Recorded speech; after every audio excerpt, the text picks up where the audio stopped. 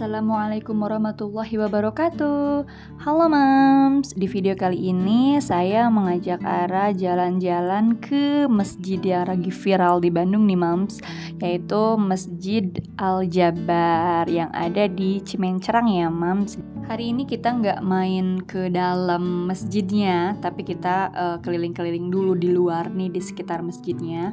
Bermula dari sebelah kiri masjid.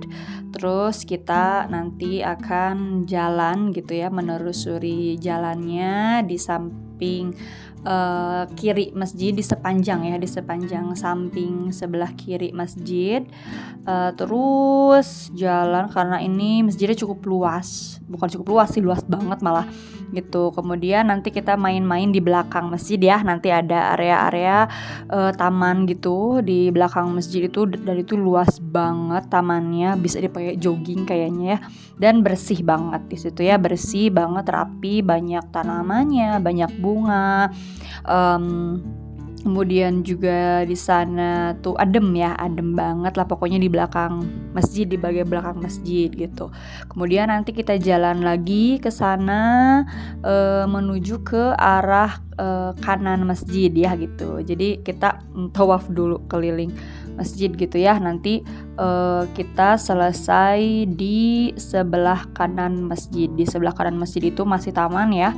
Sepanjang jalan itu di sebelah kanan masjid juga masih taman gitu, banyak tanaman, terus kursi juga banyak banget, kursi buat sekedar duduk. Kemudian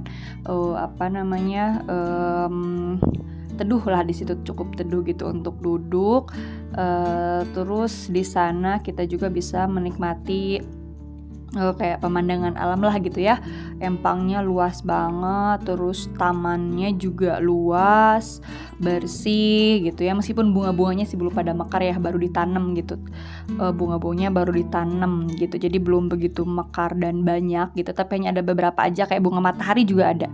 Di sana ada bunga matahari juga gitu. Ada tumbuhan merambat gitulah, pokoknya bagus banget. Sambil nonton dan lihat-lihat sekitar Masjid Al-Jabar, saya ingin sharing tentang dampak dari gaya pengasuhan orang tua terhadap perkembangan anak. Nah, kita langsung saja ke pola asuh yang pertama, yaitu pola asuh otoriter atau gaya pengasuhan otoriter. Untuk penjelasannya bisa Mams simak di video sebelumnya. Untuk pengaruh dari pola asuh ini, anak itu biasanya cenderung penurut dan dapat mengikuti semua perintah dengan baik karena takut dihukum. Nah, ini mungkin dampak positifnya ya, gitu. Dampak positifnya, anak memang cenderung menjadi penurut dan mengikuti semua aturan gitu ya. Tapi dibarengi dengan rasa takut gitu. Nah, dengan pola asuh seperti ini, anak berpotensi untuk menjadi orang dewasa yang memiliki harga diri dan kepercayaan diri yang rendah karena pendapat mereka itu tidak dihargai saat kecil gitu. Jadi kan ini tidak ada menghargai pendapat anak gitu ya. Jadi saat dewasa nanti kepercayaan dirinya tuh akan rendah gitu, karena setiap apapun pendapat dia merasa dia tidak pernah dihargai gitu. Dan kebanyakan anak juga tumbuh menjadi orang dewasa yang agresif dan mudah memberontak ya terhadap figur yang otoritas. Jadi cenderung lebih agresif. Nah, mungkin ini dampak negatifnya ya gitu. Yang kedua, ada pola asuh demokratis ya, atau gaya pengasuhan demokratis. Dampak dari pola asuh ini terhadap anak itu akan berkembang menjadi orang dewasa yang penuh percaya diri, bertanggung jawab, dan dapat mengelola emosi dengan baik.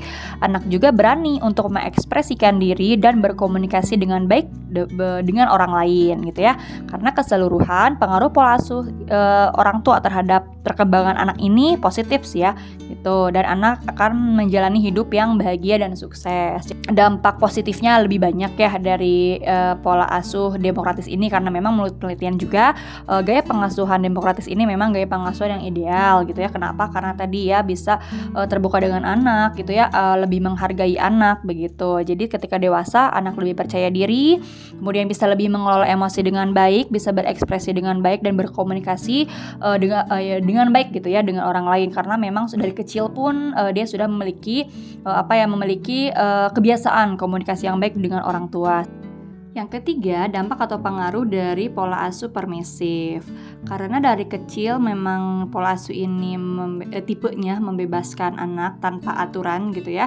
Nah, sehingga nanti dampaknya anak menjadi kurang bertanggung jawab, menjadi anak yang seenaknya, menjadi anak yang egois, tidak ada aturan, tidak ada batasan gitu ya. Dan anak pun berpotensi memiliki masalah kesehatan, akademis dan perilaku secara sosial gitu. Karena nanti dia akan lebih banyak menuntut kepada orang lain, lebih egois gitu ya, karena dia sudah sering dimanjakan dari kecil, sudah tidak disiplin sejak kecil gitu, tidak belajar bertanggung jawab gitu ya, tapi lebih ke dimanjakan, sehingga nanti dia akan berpengaruh pada perilakunya ketika dewasa gitu ya. Dia lebih egois, banyak menuntut ya, dan tidak bisa mengatur dirinya sendiri saat dewasa. Terakhir ada pola asuh abai atau gaya pengasuhan mengabaikan. Umumnya anak akan menjadi orang dewasa yang cenderung mandiri dan tahan banting. Mungkin ini positifnya ya, sisi positifnya. Tapi secara keseluruhan gitu ya, kita bisa melihat lebih banyak sisi negatifnya gitu, karena tingkat kebahagiaannya paling rendah gitu ya, tingkat keahliannya juga dalam keterampilan hidup itu tergolong rendah. Kemudian dia sulit mengatur emosi, bersikap dan berkomunikasi dengan orang lain juga akan sulit dan bermasalah. Kemudian juga tingkat pemecahan masalahnya juga rendah, dan memiliki penghargaan dirinya juga rendah gitu. Jadi lebih banyak dampak negatifnya ya daripada dampak positifnya. Oke moms, sekian sharing parenting kali ini. Mudah-mudahan apa yang saya sampaikan bisa bermanfaat ya moms, menjadi informasi baru, menjadi pengetahuan dan wawasan baru yang bisa kita ambil manfaatnya. Thanks for watching, see you next time. Wassalamualaikum warahmatullahi wabarakatuh.